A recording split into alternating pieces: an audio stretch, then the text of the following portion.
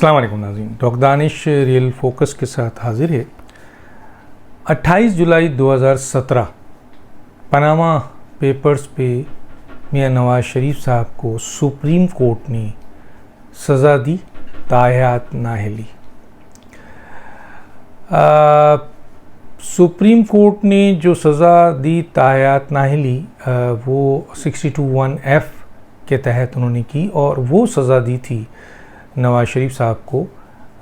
उन्होंने अपने बेटे के कंपनी है FZE, जिससे उन्होंने जो तनख्वाह लेनी थी वो तनख्वाह ली नहीं, लेकिन उसका ज़िक्र अपने गोशवारे में नहीं किया था।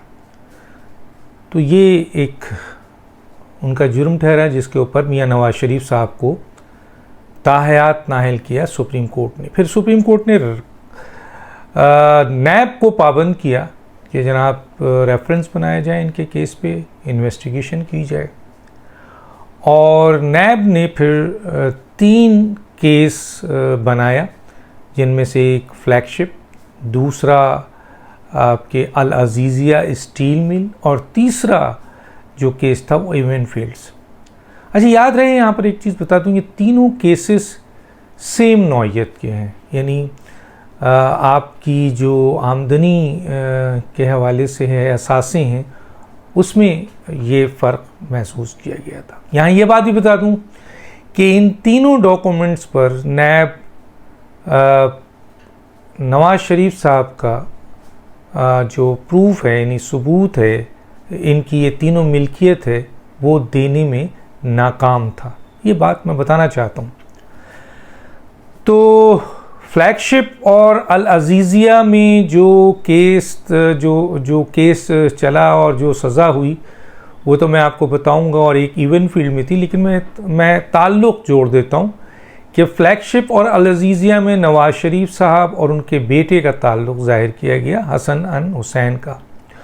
और इवेंट फील्ड में मरियम नवाज साहिबा जो उनकी बेटी हैं, उनका ताल्लुक़ जोड़ा गया, और उनके दामाद का नवाज शरीफ साहब के साथ।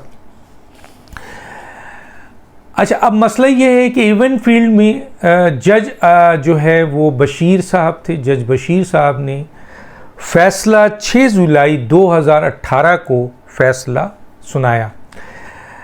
आपको पता है 28 जुलाई 2017 को ताहयात नाअहल सुप्रीम कोर्ट ने किया नवाज शरीफ को, फिर रेफरेंस बनाने को कहा, रेफरेंस बना, नैब ने रेफरेंस बनाया, और नैब ने ये 3 रेफरेंस बनाया, जिनमें से पहले इवेंट फील्ड पे अच्छा, ये तीनों केस जज बशीर के पास थे, फ्लैगशिप, इवेंट फील्ड और आपके अल अजीज़िया।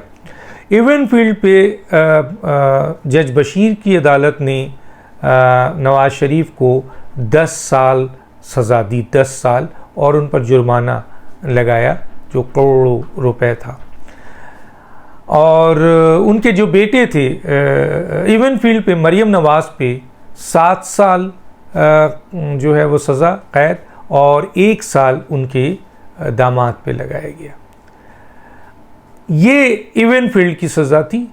इसके बाद जब नवाज शरीफ साहब ने चैलेंज किया जज बशीर साहब की अदालत पे, तो उसके बाद ये केस रेफ़र कर दिया गया फ्लैगशिप का और अल अजीज़िया का जज अरशद मलिक की आपके अदालत में। जज अरशद मलिक साहब ने इस केस को आपके इस पर जो फैसला था 19 दिसंबर को जज अरशद मलिक ने यह फैसला महफूज किया, और 24 दिसंबर 2018 को जज अरशद मलिक साहब ने फैसला सुनाया। फ्लैगशिप, जिसका ताल्लुक़ ऑफशोर कंपनी से था, चार्ज था कि नवाज शरीफ इनके मालिक हैं और इससे फ़ायदा उठाते रहे हैं। और दूसरा जो था वो था अल अजीज़िया स्टील मिल कि जनाब नवाज शरीफ की ही आपके स्टील मिल है, और ये आपके इनके ऊपर जुर्म ठहरा था। हालांकि मैं पहले आपको बता चुका हूँ कि तीनों असासे से नैब मियां नवाज शरीफ साहब का कोई दस्तावेजी सबूत के तहत ताल्लुक़ जोड़ने में मुकम्मल तौर पर नाकाम रही थी। बहरहाल, तो फ्लैगशिप पे जज अरशद मलिक साहब ने आपको नवाज शरीफ को और उनके जो भी उनसे मुंसलिक लोग थे उन सब को रहा कर दिया, यानी उनको बरी कर दिया कि ये जुर्म साबित नहीं हुआ। लेकिन आपके जो अल अज़ीज़िया स्टील मिल है उस पर नवाज शरीफ साहब को 7 साल सज़ा दी गई और आपके ये जो उनके साहबजादे हैं हुसैन नवाज साहब उनको मफरूर करार दिया गया।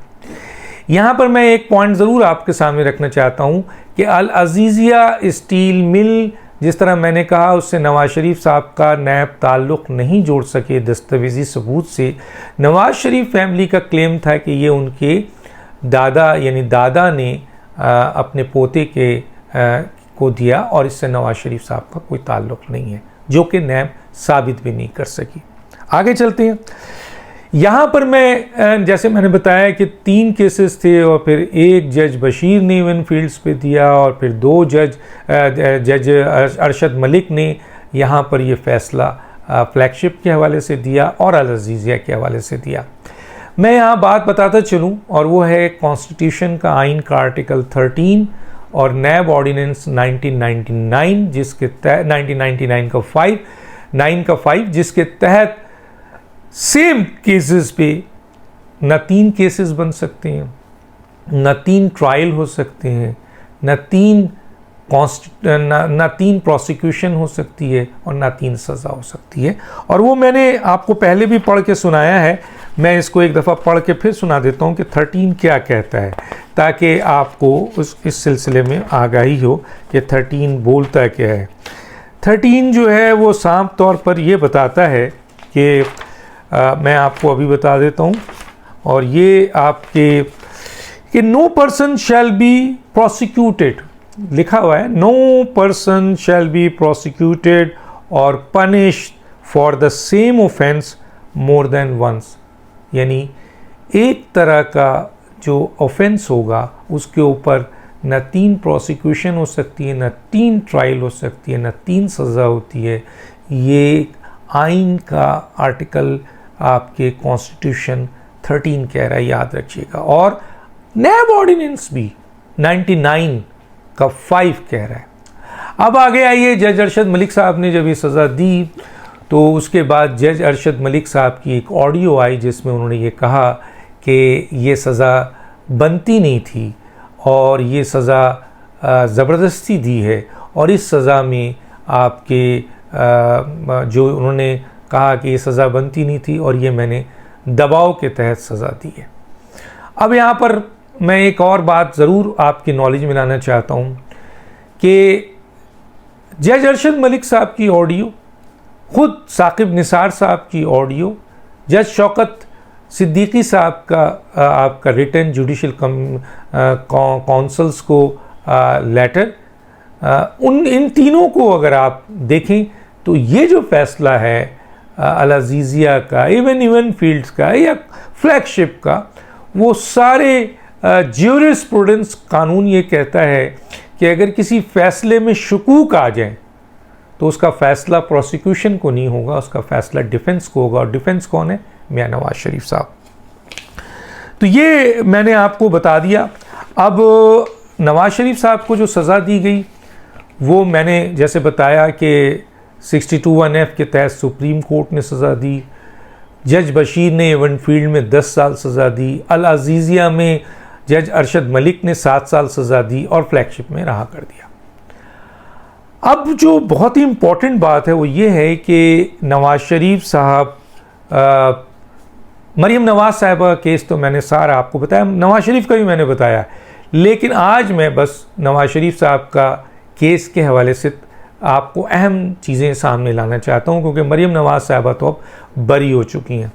आपको पता है मरीम नवाज साहिबा को और नवाज शरीफ की सज़ा को इस्लामाबाद हाई कोर्ट ने मुअत्तल किया था टिल कि जब वो अपील करेंगे, और अपील का फ़ैसला जब तक नहीं आता है उस वक्त तक इनकी ये सज़ा मुअत्तल रहेगी। ये भी मैंने आपकी नॉलेज में दे दिया। इसमें जस्टिस अतर मिनुल्लाह साहब चीफ जस्टिस थे। अब आते हैं हम आपको लेके कि मरीम नवाज साहिबा का जो फ़ैसला आया है उस फैसले में फ़ैसला क्या, मुख्तसर मैं बता दूं कि मरीम नवाज साहिबा पे जो भी केस था उसके 3 केसेस हैं, मैं बता चुका हूँ, डिटेल में नहीं जाना चाहता हूँ मैं। आज नवाज शरीफ साहब की केस और उसकी पोजीशंस और उनकी बरियत का आपको बताना चाहता हूँ। तो चुनांचे मरियम नवाज साहिबा पे जो मुआवनत का इल्ज़ाम था कि जी इन्होंने मुआवनत की है नवाज शरीफ के जुर्म की, और वो बेनिफिशियल ओनर हैं और नवाज शरीफ आप ओनर हैं, ये नैब साबित करने में नाकाम रहा कि ये फ्लैट्स जो हैं, ये जो असासे हैं, ये नवाज शरीफ साहब की मिल्कियत हैं इसका, और इसकी मामनत मरियम साहिबा ने की। चुनांचे जब जुर्म साबित नहीं हुआ तो मरियम नवाज साहिबा की मामनत साबित नहीं होती है, चुनांचे मरियम नवाज साहिबा बरी हो गई। और भी पॉइंट्स हैं वो बता चुका हूँ सारे। अब आते हैं जनाब कि जी इस फैसले का असर क्या नवाज शरीफ साहब के सज़ाओं पे होता है। तो मैं सबसे पहले आ जाता हूँ कि फ्लैगशिप पे तो आपके वो बरी हो चुके हैं। अल अज़ीज़िया में मैं पहले ही बता चुका हूँ कि स्टील मिल का केस है जिसमें नैब ये साबित करने में नाकाम रही है कि ये असासे नवाज शरीफ साहब के हैं। उनकी अपनी जो नवाज शरीफ फैमिली का कहना है कि ये उनके वालिद साहब यानी शरीफ साहब का और उनके पोते हुसैन नवाज साहब का ताल्लुक़ है। तो यहाँ अल अज़ीज़िया में भी नवाज शरीफ साहब की मिल्कियत साबित नहीं हो रही है, उनका राब्ता साबित नहीं हो रहा है, उनका ताल्लुक़ साबित नहीं है, दस्तावेज़ी सबूत में उनकी ये प्रॉपर्टी नहीं है, नैब मान चुका है। चुनांचे ये अल अज़ीज़िया केस भी इसके बाद जो कि इवेंट फील्ड का फैसला आया है वो भी ख़त्म हो जाता है। अब आता है इवेंट फील्ड पे जो 10 साल नवाज शरीफ साहब को दिया गया है, उसमें नवाज शरीफ साहब पर इस फैसले में साबित हुआ कि इवेंट फील्ड से भी उनका कोई ताल्लुक़ नहीं है। नैब दस्तावेज़ात देने में नाकाम रही कि ये जुर्म नवाज शरीफ का है, ये फ्लैट्स नवाज शरीफ का है, ये असासे नवाज शरीफ के हैं। मैं कानूनी बात कर रहा हूँ, सिर्फ मैं कानूनी पॉइंट ऑफ व्यू दे रहा हूँ, मैं अखलाकियात पे लेक्चर नहीं दे रहा।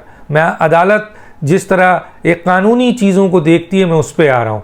चुनांचे जब इवेंट फील्ड पे अभी मरियम नवाज साहिबा की इस बुनियाद पे बरियत हुई है कि ये जुर्म ही नहीं हुआ तो मुआवनत कैसी, तो कल जब मियाँ नवाज शरीफ साहब अपील करेंगे, क्योंकि उनको अपील का हक़ दिया गया है और कहा गया है कि वो जब भी सरेंडर करें या उनको पाकिस्तान लाया जाए और वो अदालत के सामने पेश हों और अपील करेंगे तो फिर उनका केस चलेगा। तो जब भी नवाज शरीफ साहब अब आते हैं और अपनी ये अपील पेश करते हैं तो एक झटके के साथ मियाँ नवाज शरीफ साहब का ये केस ख़त्म हो जाता है, क्योंकि ऑलरेडी मरियम नवाज साहिबा के केस में जो शॉर्ट ऑर्डर है उसमें ये फ़ैसला दिया है कि नैब इस फील्ड से, इस इवेंट फील्ड से, इस असासे से, इस फ्लैट से नवाज शरीफ का जुर्म साबित करने में नाकाम रही, असासे साबित करने में नाकाम रही, तो मुआवनत का सवाल ही नहीं पैदा होता है। मरियम नवाज साहिबा बरी, बाइज्जत बरी। तो नवाज शरीफ कल क्लेम करेंगे कि अदालत ने यह फैसला दिया है कि मेरा इस नैब के पास कोई दस्तावेजी सबूत नहीं है कि ये फ्लैट्स मेरे हैं, और अदालत ने फैसला किया है कि इसकी बुनियाद पर नवाज शरीफ साहब का इस फ्लैट से कोई ताल्लुक़ साबित नहीं होता है। वहाँ मुआवनत ख़त्म, यहाँ जुर्म ख़त्म। तो यहाँ नवाज शरीफ साहब को बरियत मिल जाएगी। अब नवाज शरीफ साहब के पास एक केस रह जाता है तायात नाइली 62(1)(f) का।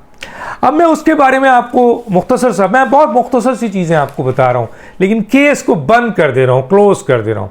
नवाज शरीफ को तायात नाइली जो दी गई, वो तायात नाइली को आइनी और कानूनी माहिरीन ये कहते हैं से सुप्रीम कोर्ट का ये जुरिडिक्शन नहीं है 175(2) के तहत कि वो कॉन्स्टिट्यूशन में किसी चीज़ में अमेंडमेंट करे या कमी करे या ज़्यादा करे।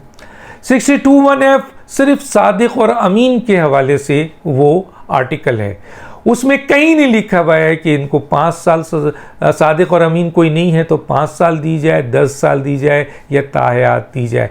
चुनांचे ये केस ऑलरेडी अनलॉफुल है, अनकॉन्स्टिट्यूशनल सज़ा है। इस पे बेशतर जो कॉन्स्टिट्यूशनल लॉयर हैं वो एग्री करते हैं।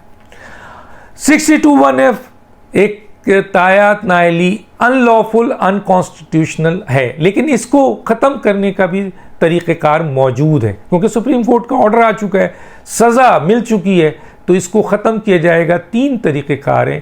पहला तरीक़ा ये है कि जनाब एक एग्जेक्टिव ऑर्डर से जो है वो जिस तरह यूसुफ रज़ा गिलानी ने जस्टिस इफ्तिखार चौधरी की सज़ा को जो सुप्रीम कोर्ट ने दी थी उस सज़ा को ख़त्म कर दी थी और चुनांचे वो सज़ा ख़त्म होके उन्होंने as a chief justice Pakistan जो है वो अपना चार्ज वापस लिया था और वो फ़ैसला अभी तक इंटैक्ट है जो सुप्रीम कोर्ट ने।